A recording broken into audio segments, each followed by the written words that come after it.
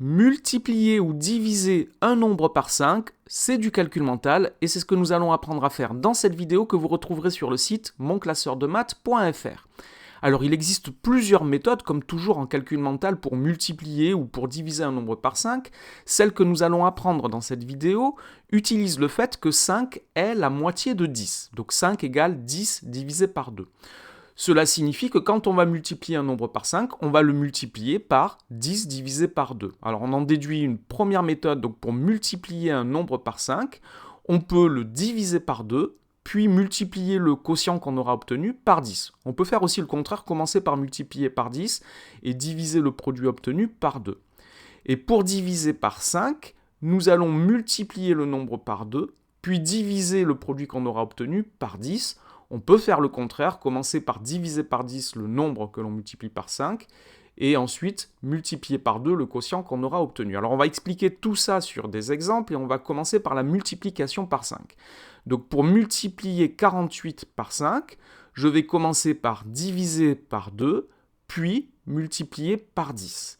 Ça me donne 24 fois 10, 48 divisé par 2 c'est 24, et ça la fait donc 240. Et comme j'ai dit tout à l'heure, on aurait pu commencer par multiplier 48 par 10, puis à diviser le produit obtenu par 2. 48 fois 10 c'est 480, et 480 divisé par 2 ça fait bien 240. Donc ça c'est la méthode pour la multiplication. Pour la division, nous allons diviser par exemple 135 par 5, donc je commence par multiplier 135 par 2, puis je vais diviser le résultat obtenu par 10. Alors 135 fois 2, cela fait 270, et 270 divisé par 10, cela fait 27.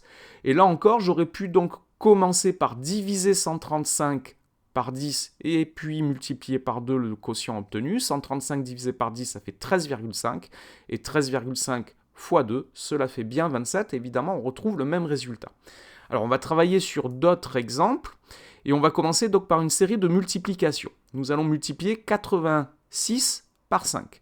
Donc je vais commencer par diviser 86 par 2, et je vais ensuite multiplier par 10 le quotient que j'aurai obtenu.